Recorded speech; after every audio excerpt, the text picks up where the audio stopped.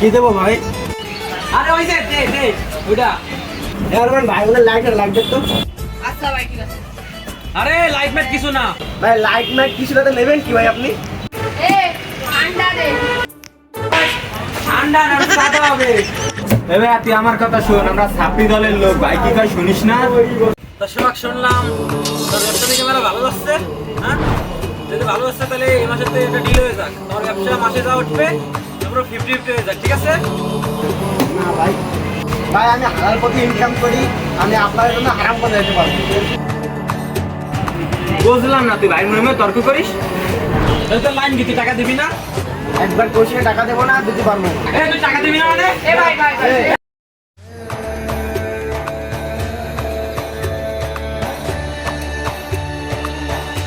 তোরে এখনো কই, তুই টাকা দিবি না? না, দেবো না।